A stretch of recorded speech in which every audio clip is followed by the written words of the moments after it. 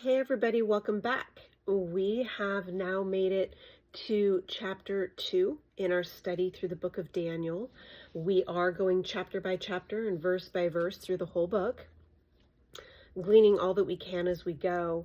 This is a hugely prophetic chapter with not only the understanding that's on the surface of these literal kingdoms that transpired in history, but there is a much deeper spiritual understanding here in this book. So let's try to dive in here. So after our chapter 1 video, we're now ready to dive into these prophecies in the book of Daniel. So real quick, a little side note, please do this now if you're able to. I have pinned a link in the top comments, the little comment section. If you go to the comment section, pinned at the top will be a link to a generic picture of the statue in Nebuchadnezzar's dream. For some of you like me and a lot of my family that may be watching this, I have printed out for you, or you probably have in your Bible, like I have as little, well, this one's mine. So the words are going to be backwards because of the mirror on the screen, but this is what's in my Bible. And it has the explanation, but of course, the timeline of these different empires that this statue represents. And so if you want to take a screenshot of that, sorry, my face is in the picture, but you can screenshot that. So, but this is what's in my Bible. And so I advise you to either, you can Google Daniel's statue and pull up that and just have it up. I'll let you know when we get to the point in the video where you'll want to refer to this. It will just make it easier to understand. On the back of my card shows the statue and then the stone made without hands hitting at the feet and breaking it up, which we'll get to that in this chapter also.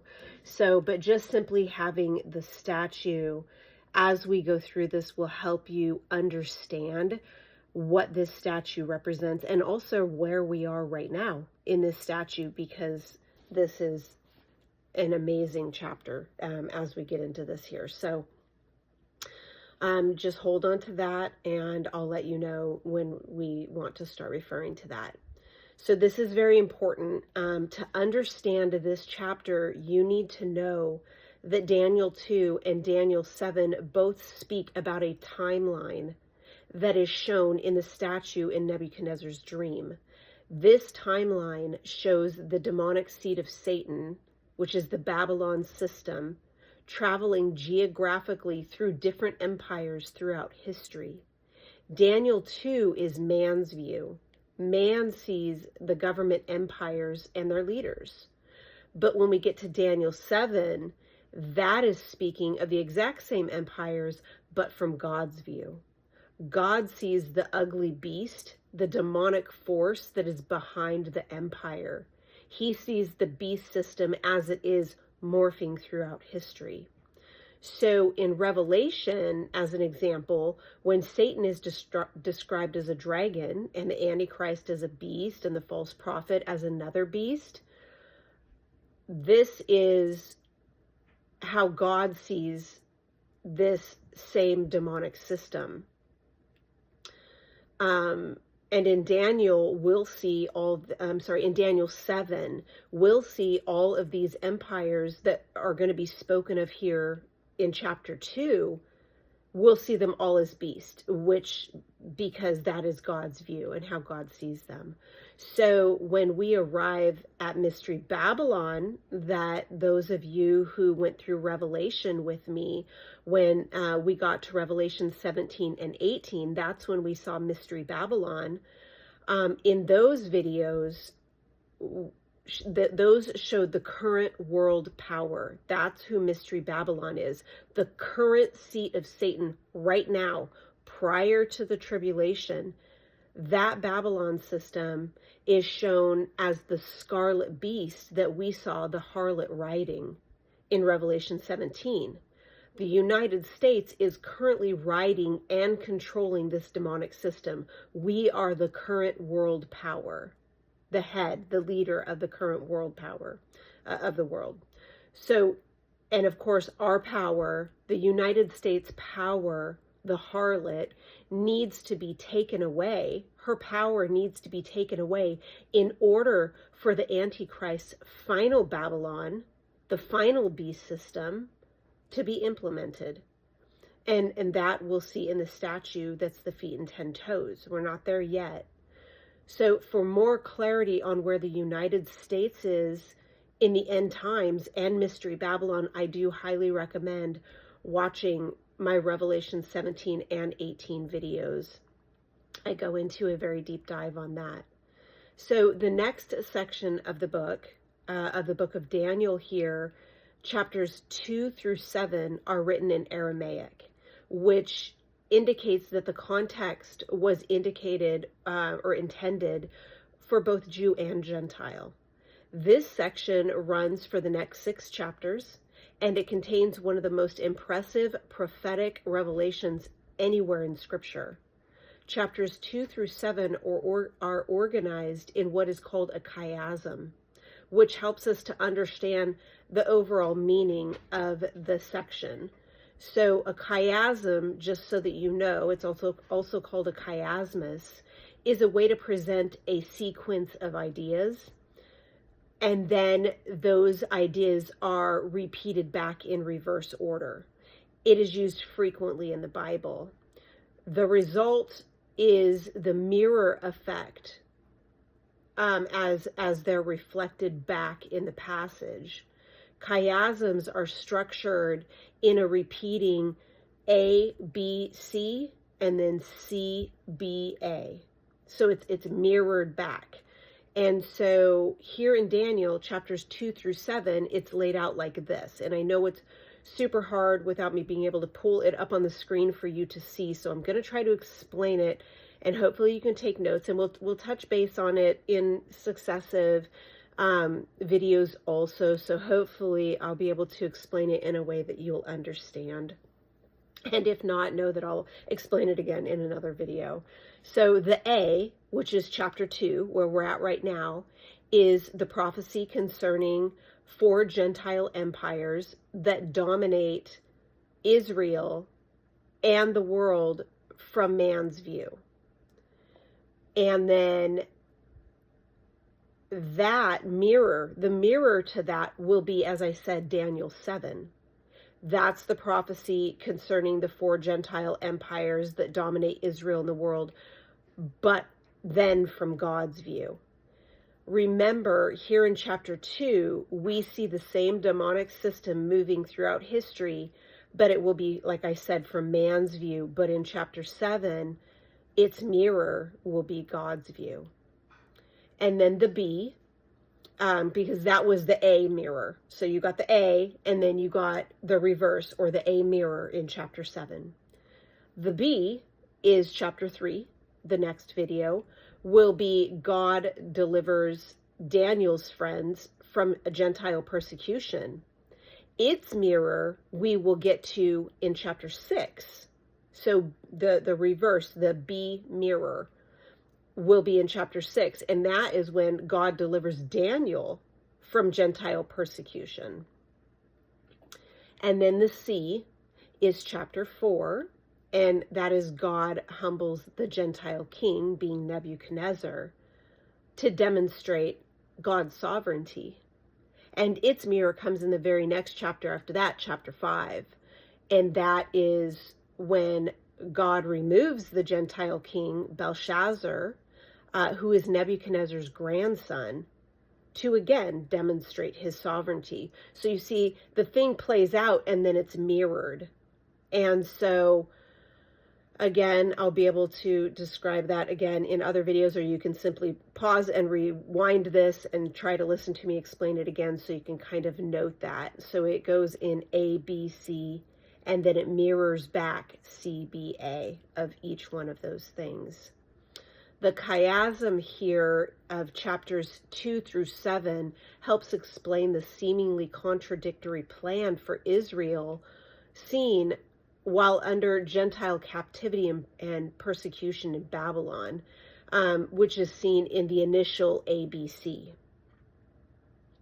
While at the same time God protects and preserves the Jewish people, symbolized by Daniel and his friends, until a time of rescue, which is seen in the reverse or the mirror, CBA, that I just described to you.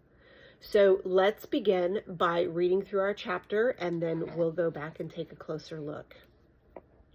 So Daniel 2 says, "Now in the second year of Nebuchadnezzar's reign, Nebuchadnezzar had dreams, and his spirit was so troubled that he, excuse me, and his spirit was so troubled that his sleep left him.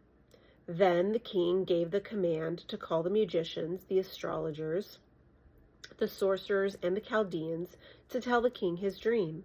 So they came and stood before the king, and the king said to them, 'I have had a dream, and my spirit is anxious to know the dream.'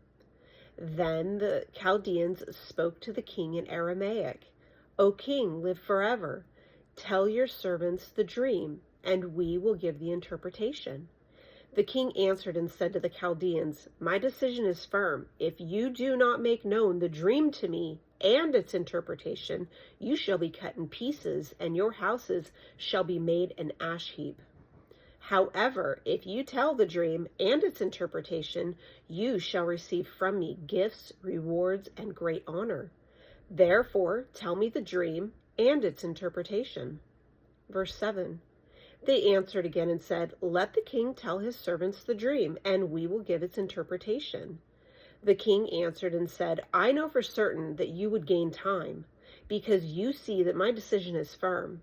If you do not make known the dream to me, there is only one decree for you.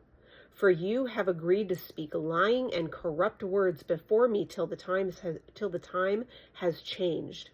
Therefore, tell me the dream, and I shall know that you can give me the interpretation." Verse 10. The Chaldeans answered the king and said, "There is not a man on earth who can tell the king's matter. Therefore, no king, lord, or ruler has ever asked such things of any magician, astrologer, or Chaldean. It is a difficult thing that the king requests, and there is no other who can tell it to the king except the gods, whose dwelling is not with flesh."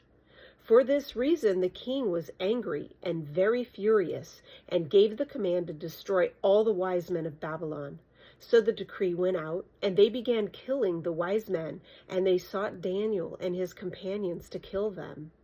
Then, with counsel and wisdom, Daniel answered Arioch, the captain of the king's guard, who had gone out to kill the wise men of Babylon. He answered and said to Arioch, the king's captain, "Why is the decree of the king so urgent?" Then Arioch made the decision known to Daniel. So Daniel went in and asked the king to give him time, that he might tell the king the interpretation. Then Daniel went to his house and made the decision known to Hananiah, Mishael, and Azariah, his companions, that they might seek the mercies from the God of heaven concerning this secret, so that Daniel and his companions might not perish with the rest of the wise men of Babylon. Then the secret was revealed to Daniel in a night vision. So Daniel blessed the God of heaven. Daniel answered and said, "Blessed be the name of God forever and ever, for wisdom and might are his, and he changes the times and the seasons. He removes kings and raises up kings. He gives wisdom to the wise and knowledge to those who have understanding. He reveals deep and secret things. He knows what is in the darkness, and light dwells with him. I thank you and praise you, O God of my fathers. You have given me wisdom and might, and have now made known to me what we asked of you, for you have made known to us the king's dream." Verse 24. Therefore Daniel went to Arioch, whom the king had appointed to destroy the wise men of Babylon. He went and said thus to him, "Do not destroy the wise men of Babylon. Take me before the king, and I will tell the king the interpretation." Then Arioch quickly brought Daniel before the king and said thus to him, "I have found a man of the captains of Judah who will make known to the king Who will make known to the king the interpretation? The king answered and said to Daniel, whose name was Belteshazzar, are you able to make known to me the dream which I have seen and its interpretation? Daniel answered in the presence of the king and said, the secret which the king has demanded, the wise men, the astrologers, the magicians, and the soothsayers cannot declare to the king. But there is a God in heaven who reveals secrets, and he has made known to King Nebuchadnezzar what will be in latter days. Louis, hush. Sorry, my dog is under my desk, and my daughter, I think, or somebody's messing with my front door, and he's taking much offense to it. So, Louis, no. Sorry, I'm going to start back at verse 28. But there is a God in heaven who reveals secrets, and he has made known to King Nebuchadnezzar what will be in latter days. Your dream and the visions of your head on your bed were these. As for you, O king, thoughts came to your mind while on your bed about what could be, about what would come to pass after this. And he who reveals secrets has made known to you what will be. But as for me, this secret has not been revealed to me because I have more wisdom than anyone living, but for our sakes who make known the interpretation to the king, and that you may know the thought of your heart. You, O king, were watching, and behold, a great image. This great image, whose splendor was excellent, stood before you, and its form was awesome. This image's head was of fine gold, its chest and arms of silver, its belly and thighs of bronze, its legs of iron, its feet partially of iron and partially of clay. You watched while a stone was cut without hands, which struck the image on its feet of iron and clay, and broke them in pieces. Then the iron, the clay, the bronze, the silver, and the gold were crushed together, and became like chaff from the summer threshing floors. The wind carried them away so that no trace of them was found, and the stone that struck the image became a great mountain and filled the whole earth. This is the dream. Now we will tell the interpretation of it before the king. Verse 37. You, O king, are a king of kings, for the God of heaven has given you a kingdom, power, strength, and glory. And wherever the children of men dwell, or the beasts of the field and the birds of the heaven, he has given them into your hand, and has made you ruler over them all. You are this head of gold.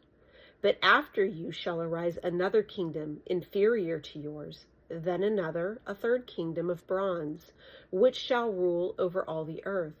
And the fourth kingdom shall be strong as iron, inasmuch as it breaks in pieces and shatters everything. And like iron that crushes, that kingdom will break in pieces and crush all the others. Whereas you saw the feet and toes, partially of the potter's clay and partially of iron, the kingdom shall be divided. Yet the strength of the iron shall be in it, just as you saw the iron mixed with ceramic clay. And as the toes of the feet were partially of iron and partially of clay, so the kingdom shall be partially strong and partially fragile. As you saw iron mixed with ceramic clay, they will mingle with the seed of men, but they will not adhere to one another, just as iron does not mix with clay. And in the days of these kings, the God of heaven will set up a kingdom which shall never be destroyed, and the kingdom shall not be left to other people. It shall break in pieces and consume all these kingdoms, and it shall stand forever.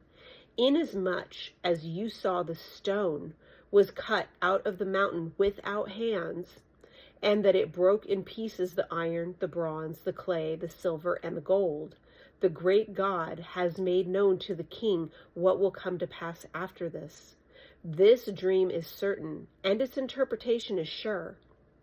Verse 46. Then King Nebuchadnezzar fell on his face prostrate before Daniel, and commanded that they should present an offering and incense to him. The king answered Daniel and said, Truly your God is the God of gods, the Lord of Kings and a revealer of secrets, since you could reveal this secret." Then the king promoted Daniel and gave him many great gifts, and he made him ruler over the whole province of Babylon, and chief administrator over all the wise men of Babylon. Also Daniel petitioned the king, and he set Shadrach, Meshach, and Abednego over the affairs of the province of Babylon. But Daniel sat in the gate of the king.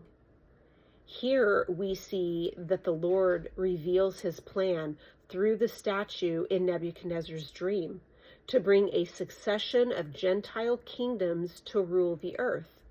During this time, Israel will be under the authority of Gentile powers.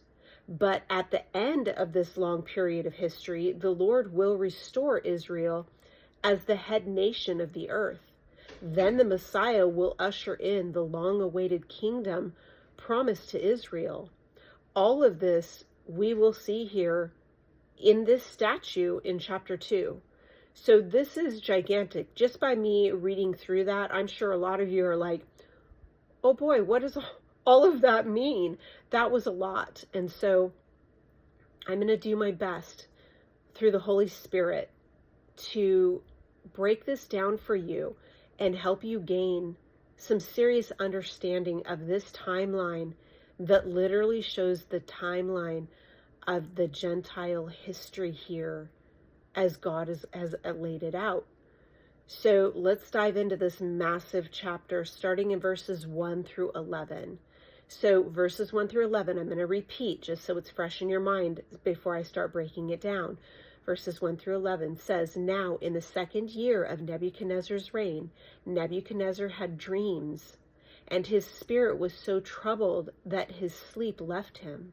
Then the king gave the command to call the magicians, the astrologers, the sorcerers, and the Chaldeans to tell the king his dreams. So they came and stood before the king. And the king said to them, 'I have had a dream, and my spirit is anxious to know the dream.' Then the Chaldeans spoke to the king in Aramaic. 'O king, live forever. Tell your servants the dream, and we will give the interpretation.' The king answered and said to the Chaldeans, 'My decision is firm.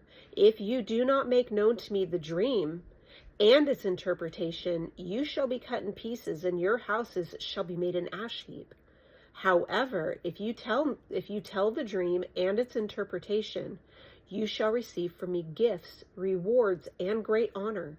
Therefore, tell me the dream and its interpretation.' Verse 7, they answered again and said, 'Let the king tell his servants the dream, and we will give its interpretation.'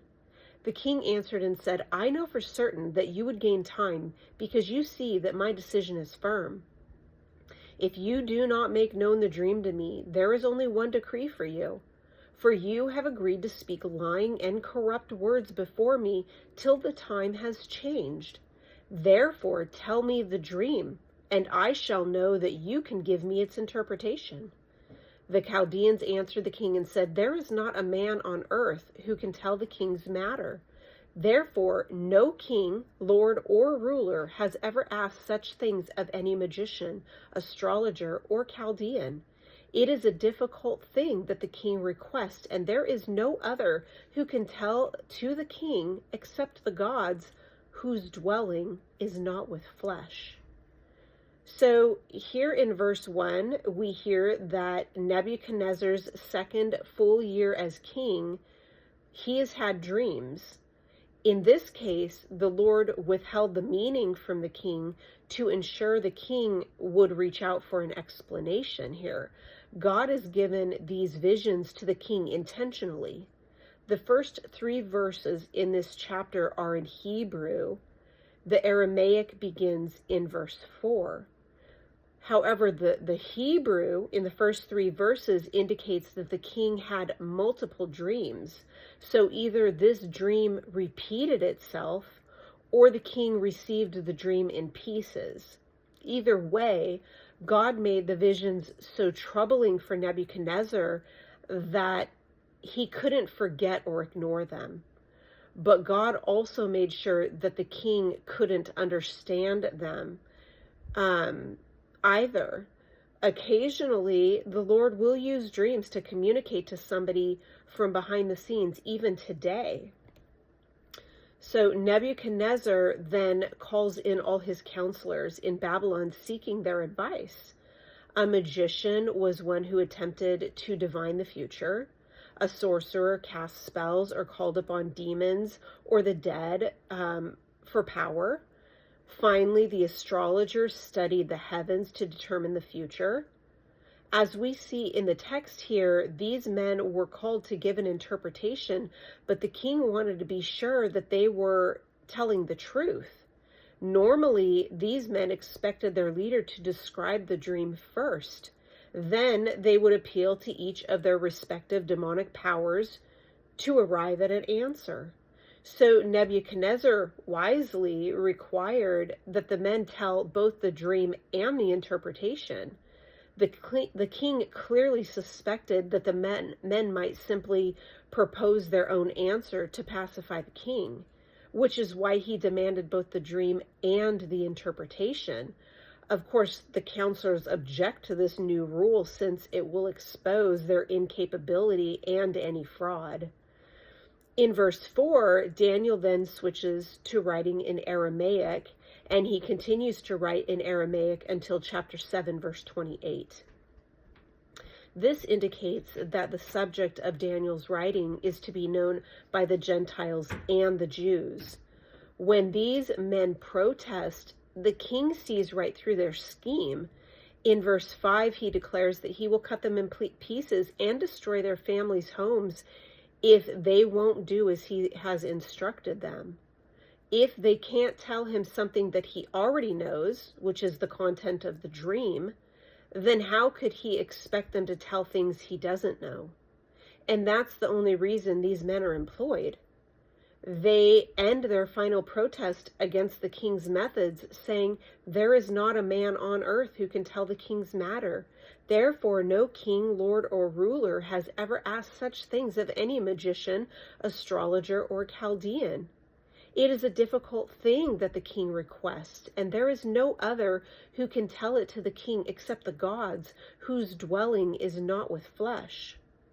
So this is precisely the conclusion the Lord wants Nebuchadnezzar to reach, as well as these astrologers. This is the dream. This is a dream that only the Lord can reveal, though contrary to their claims, it will be revealed through man, through flesh, Daniel, according to God's will. The ancient Babylonians counted a monarch's first year, the first year of their reign starting the first calendar year after they took the throne. So say Nebuchadnezzar took the throne in June, which they don't have Junes, their first years, and nevertheless, say he took the throne in June, it would not start counting, his first year would start counting in January. So that is how they do it. So ancient records show that Nebuchadnezzar became king at the halfway point in the year of 605 BC. So the king's first full year didn't start until he had already been ruling for 6 months. So his second full year started in 603 BC. Remember that timelines count down. I'll explain that in a second, here immediately. So it started in 603 BC and ended in 602 BC. So remember that in BC time, they count down, and then in AD time, which we're in right now, the dates count up, the years count up. So BC means before Christ, and can also be referred to as BCE, which is before Common Era. So before Christ or before the Common Era. And AD stands for Anno Domini, which is a Latin term which simply means Year of Our Lord in English. AD can also be referred to as CE or Common Era. So this is the Year of Our Lord, or the Common Era that we're in right now.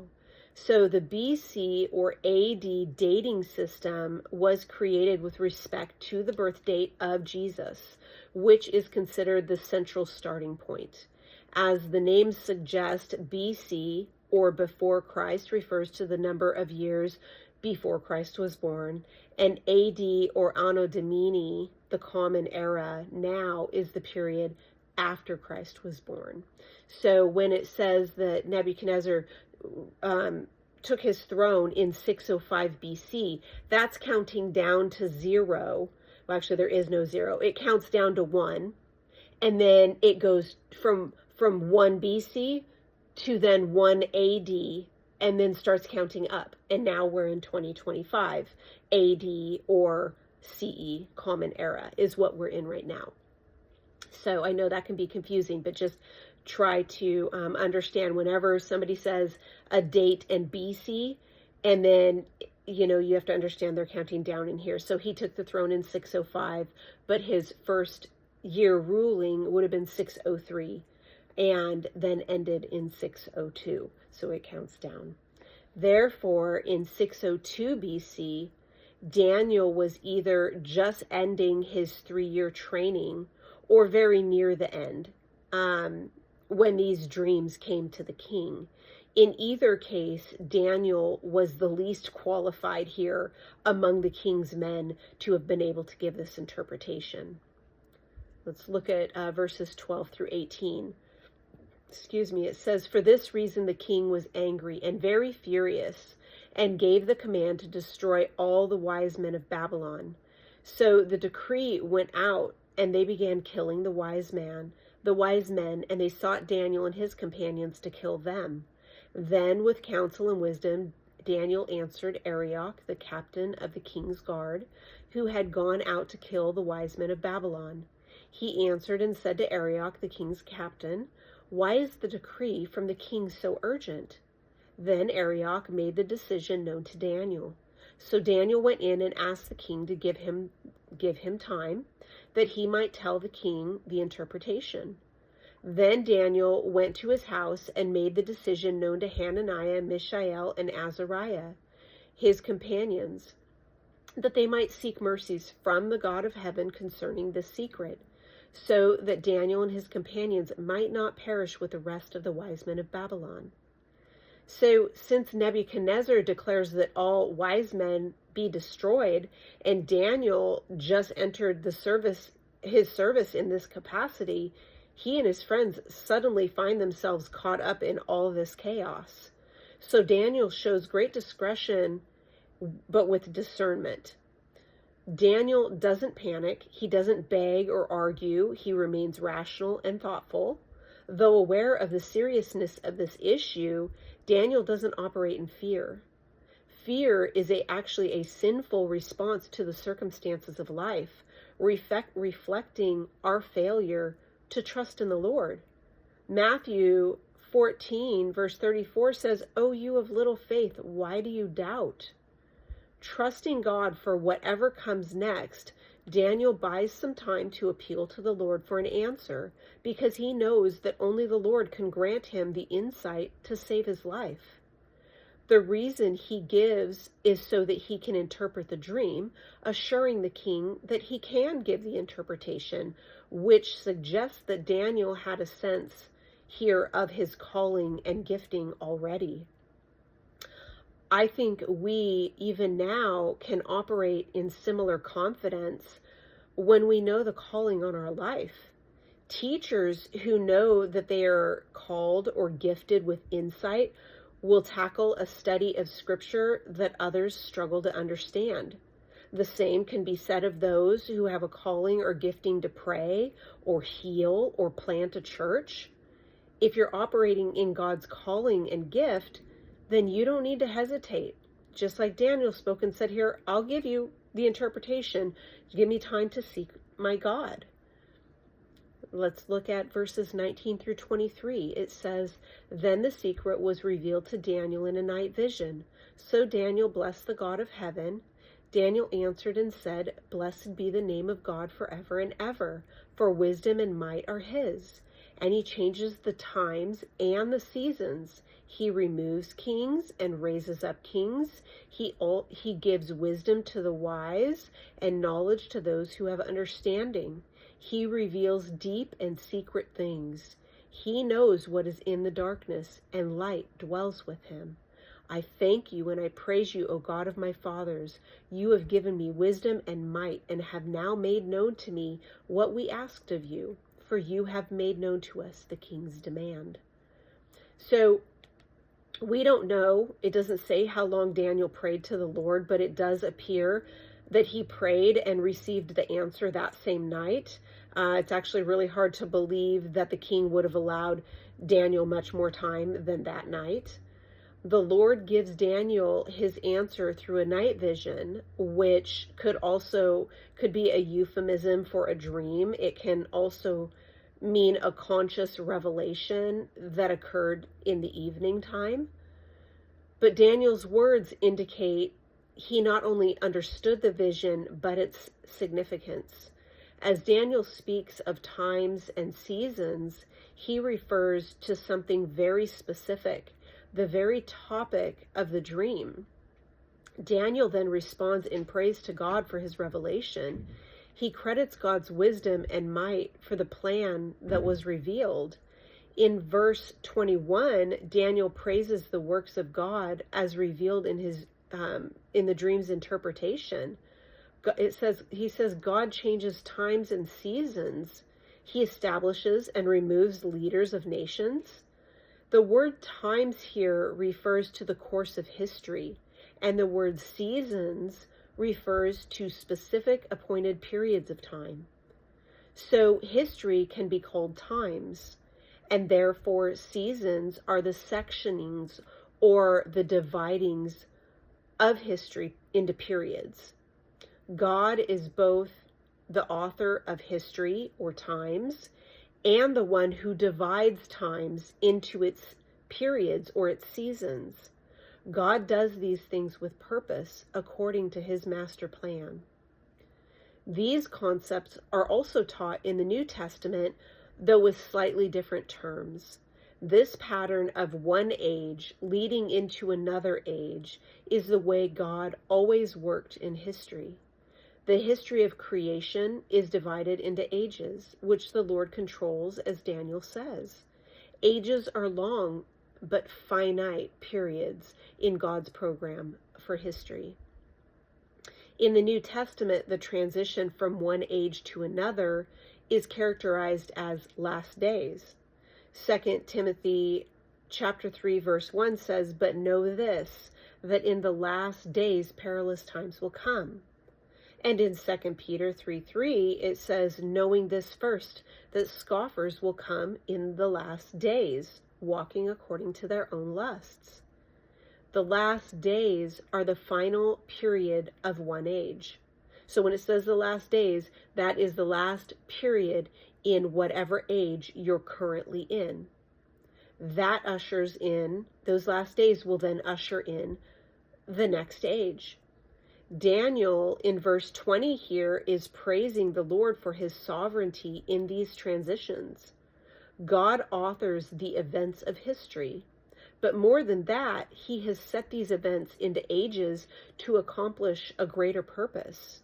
As we'll see, this dream is an elaborate description of one such age, of how it begins and how it ends. Furthermore, in verse 21, it shows that the Lord decides who he permits to see and understand these things, that many people live and die without ever understanding what God is doing around them. So in verse 23, Daniel ends in thanks and praise for the revelation, knowing it has saved him and his friends' lives. Let's look at verse 24 through 30. It says, "Therefore Daniel went to Arioch, whom the king had appointed to destroy the wise men of Babylon. He went and said thus to him, 'Do not destroy the wise men of Babylon. Take me before the king, and I will tell the king the interpretation.' Then Arioch quickly brought Daniel before the king and said thus to him, 'I have found the man of the captives of Judah.'" Who will make known to the king the interpretation? The king answered and said to Daniel, whose name was Belteshazzar, Are you able to make known to me the dream which I have seen, and its interpretation? Daniel answered in the presence of the king and said, The secret which the king has demanded, the wise men, the astrologers, the magicians, and the soothsayers cannot declare to the king. But there is a God in heaven who reveals secrets, and he has made known to King Nebuchadnezzar what will be in the latter days. Your dream and the visions of your head upon your bed were these. As for you, O king, thoughts came to your mind while on your bed about what would come to pass after this. And he who reveals secrets has made known to you what will be. But as for me, this secret has not been revealed to me because I have more wisdom than anyone living, but for our sakes who make known the dream to the king, and that you may know the thoughts of your heart. So that next morning, Daniel hurriedly reaches the king's representative to stop the execution of the wise men. When Arioch hears Daniel's story, the guard goes to the king, claiming to have found the man to interpret the dream. We see the guard here, of course, seeking a little credit for himself, but Daniel consistently redirects credit away from himself and toward God. When the king asks Daniel if he can reveal both the dream and the interpretation, Daniel says, in effect, no. But the one true God can, as opposed to the false gods of Babylon that occupy earthly temples. And of course, Daniel's accurate revelation is his proof that the God of Israel is true. And Daniel specifically locates his God as the one in heaven, not these ones that are just in these temples. As Daniel describes this prophecy as concerning latter days, which simply means the end of future days, and in fact, this dream is a description of an entire age, from beginning to its end. It not just of the last days. The latter days refer to, again, the last days of an age. Daniel says this is a prophecy about the future, but he refers to the latter days because that is the main point of the dream. It's a description of a period of history, an age, but the meaningful part of the vision is how the age ends. Even more important, knowing the age and how it ends explains God's purpose in this age. The events that make up history are not random. They are a part of a plan God is working on to bring an age to conclusion and lead us to the next age. All ages work together to bring God glory and accomplish all that he has promised to his people. Through this dream, the Lord is communicating what happens in this age of history that we're in right now and why it's happening. If you recall, I said at the opening of this video that the statue in Nebuchadnezzar's dream is a timeline given by God of the satanic seat of power from the time of Daniel to the second coming. If you were able to pull it up or screenshot the picture that I told you about of the statue, I advise you to reference that picture of the statue as we move forward now. Verses 31 through 35 says, You, O king, were watching, and behold, a great image. This great image, whose splendor was excellent, stood before you, and its form was awesome. This image's head was of fine gold, its chest and arms of silver, its belly and thighs of bronze, its legs of iron, its feet partially of iron and partially of clay. You watched while a stone was cut out without hands, which struck the image on its feet of iron and clay and broke them in pieces. Then the iron, the clay, the bronze, the silver, and the gold were crushed together and became like chaff from the summer threshing floors. The wind carried them away so that no trace of them was found. And the stone that struck the image became a great mountain and filled the whole earth. So the king's dream is one of the most intriguing visions in the whole Bible. The materials of the statue vary from head to toe. They progress from greater in value and strength to lesser value and more brittle. Daniel describes the visions of the statue from head to toe, and then says a stone uncut by human hands struck the statue at the feet. Though it struck the feet, this resulted in the whole statue, meaning the whole system that it represents, being completely destroyed and obliterated, leaving nothing of the statue. The stone, however, remained, and it grew to a giant mountain that filled the entire earth. This dream has a specific meaning assigned by God. That's why it required that God provide the decipher code to the dream. It forced Nebuchadnezzar to seek for the answer, ultimately for Daniel, whom God empowered to answer the king's inquiry, which results in Daniel being evaluated as God intended. Now we turn to Daniel's interpretation in verses 36 through 38. It says, "This is the dream. Now we will tell the interpretation of it before the king. You, O king, are a king of kings, for the God of heaven has given you a kingdom, power, strength, and glory. And wherever the children of men dwell, or the beasts of the field and the birds of the heaven, he has given them into your hand and made you ruler over all of them, or over them all. You are this head of gold." Daniel says the head of gold at the top of the statue represents Nebuchadnezzar as the ruler of Babylon.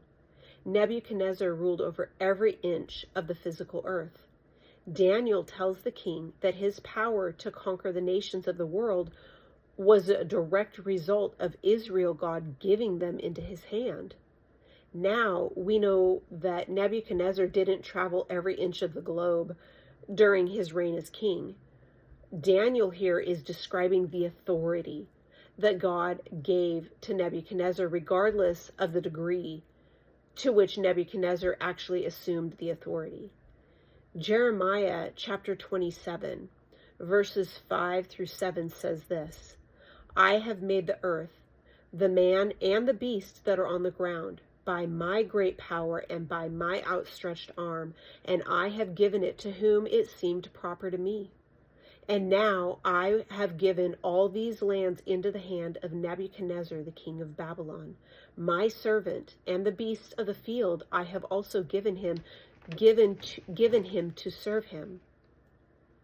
Also, verse 7, "So all nations shall serve him, and his son, and his son's son, until the time of his land comes. And then many nations and great kings shall make him serve them." So Jeremiah here confirms Daniel's words for a time. Daniel's words that for a time God appointed Nebuchadnezzar king of the world. The choice of gold for Babylon represents the style of government in that kingdom. In Babylon society, the king was all-powerful. No one could challenge his rule or edict. The next part of the statue confirms this conclusion. Verse 39 says, "But after you shall arise another kingdom inferior to yours, then another, a third kingdom of bronze, which shall rule over all the earth." So Nebuchadnezzar's Babylon falls to another kingdom. This new world power is somewhat less powerful. God represents the absolute authority of Nebuchadnezzar. Gold. Gold represents the absolute authority of Nebuchadnezzar and his rule. But notice also, as we read in Jeremiah 27 verse 7, that his rule is temporary. In fact, Nebuchadnezzar would lose his authority while he was still alive. Daniel tells Nebuchadnezzar that something comes after him. Another kingdom will arise to replace his kingdom. And before we look at the second and third kingdoms, let us understand what our statue represents from man's view, meaning what happened on the earth with these kingdoms. The statue represents, as I've said before, a timeline of history. Each part of the statue replaces the prior part, indicating time progressing from the head of the statue to the feet. We see the head of gold, that it is Babylon, and that the silver and the bronze represent subsequent kingdoms in the statue. So the whole statue represents an age of time in history. We know when it began, since it starts with Nebuchadnezzar. Luke 21, verse 4 says, "And they will fall by the edge of the sword and be led away captive into all nations. And Jerusalem will be trampled by Gentiles until the time of the Gentiles are fulfilled."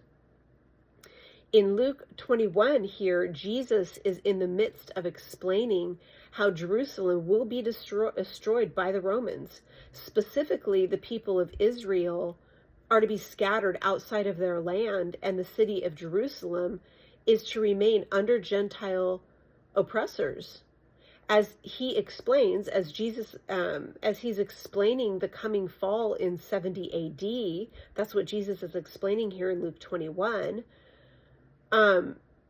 Jesus says these events are part of a larger plan of God by saying, until the times of the Gentiles are fulfilled. The Greek word translated as times is the Greek word kairios, which can be translated as season or age. In other words, Jesus says that there is an age called the age of the Gentiles. It is defined as a period of Jewish exile and of the city of Jerusalem being under Gentile domination. It's called the age of the Gentiles because it will be a period of history when Gentile nations will rule over Israel. So the events of 70 AD were merely a continuation of this age. Which is why Jesus said that these things will happen until the age is fulfilled. So 70 AD was just another moment in the timeline of Gentile domination of Israel, and this domination will continue until it reaches its appointed end. The Greek word for fulfilled here is pleroo, which can also be translated completed. And from the statue in Daniel 2, we now see where this age began. The head of gold, which is Babylon, and the leader Nebuchadnezzar, was the first time in history that a Gentile authority scattered the Jews of Jerusalem and captured the city. That's why Nebuchadnezzar represents the start of the statue and the timeline. He is the beginning of the age of the Gentiles. So the statue, according to man's view, remember chapter 2 here is man's view, it represents a timeline for the age of the Gentiles. We know the age began in 605 BC when Nebuchadnezzar first conquered Judah and Jerusalem. We know the age was still ongoing in Jesus's day, and we know its purpose is to subject Israel to Gentile domination until the age is completed. This is confirmed in Romans 11, verse 25, which says, "For I do not desire, brethren, that you should be ignorant of this mystery, lest you should be wise in your own opinion, that blindness in part has happened to Israel until the fullness of the Gentiles has come in." So until the end of the age of the Gentiles, this is going to happen to Israel. So like all ages, this age has a beginning and an end. So one day, Gentiles will no longer dominate Israel once this age is over. From studying the rest of the dream, we will come to understand how the age of the Gentiles progress and how it ends. Moving to the second and third kingdoms, Daniel says the silver, the second kingdom, will be inferior to Babylon. The inferiority of the second kingdom is represented by the lesser value of silver compared to gold. To understand how this kingdom will be less than Babylon, we must determine which kingdom replaced Babylon in history, since Daniel doesn't name it. We are told at the very end of Daniel chapter 1, verse 21, if you recall, that Daniel continued until the first year of King Cyrus, who is the Persian. And in Daniel chapter 5, verse 31, we're told that it fell by Darius the Mede. So the kingdom of the Medo-Persians are who replace the kingdom of Babylon. And we know from history that that happened in 550 BC. This second kingdom, represented by silver, formed by the alliance of the Medes and the Persians, are pictured as the two arms, the Medes and the Persians, uniting together, becoming a united kingdom, uniting together in the chest of the statue. It grew in power until it challenged and then subsequently defeated Babylon under Cyrus the Great. The kingdom was less majestic than Babylon because the king of the Medo-Persian Empire was not all powerful. He had checks on his authority. In particular, the Medo-Persian laws stipulated that the king could not reverse the decisions of prior kings. We will see this rule at work later in the book of Daniel, but we recall, anybody who has read the book of Esther, that this issue presented itself when the king could not reverse what he had allowed Haman to decree, to destroy all the Jews. But through God's wisdom in that book, the king then empowered Mordecai, Esther's uncle, to defend against Haman's decree in that case, according to God's plan. He did not allow the Jews to be wiped out.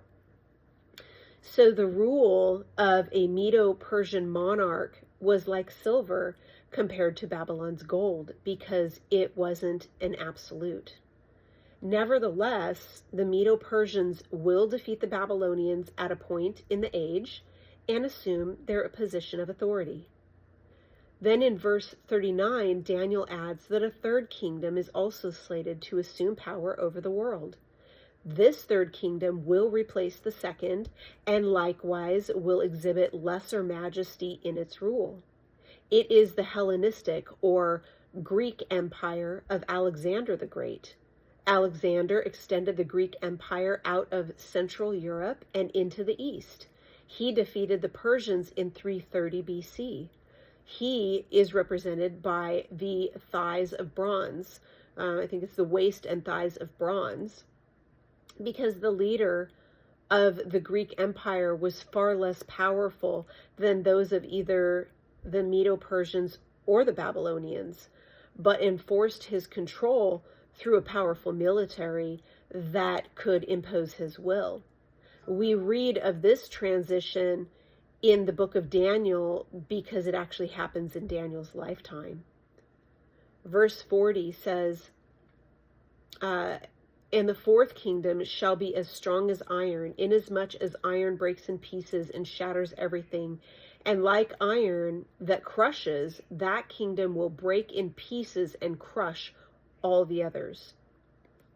So we know from history that the next Gentile empire, the fourth kingdom, which followed Greece, was the Roman Empire, represented by the legs of iron.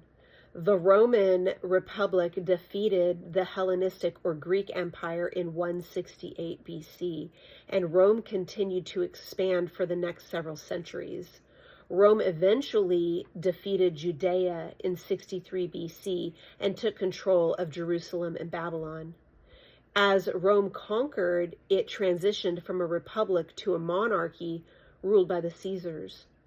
The Romans conquered like iron, crushing those who opposed them and cutting up land into new divisions, yet it added territory by assimilating cultures and lands without changing the culture of these lands.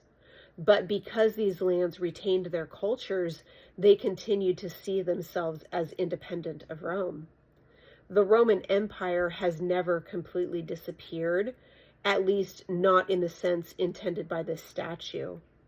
The Roman Empire grew to actually be huge. It covered most of Europe, North Africa, and parts of Asia. The empire had become too large to rule effectively. So the Emperor Diocletian was looking for a way to fix this and other problems. So he decided that the only thing to do was to actually break up the empire into two pieces.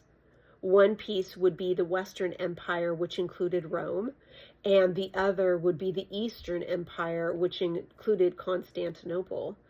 Hence, the two legs of iron of the statue. Rome is a west and east.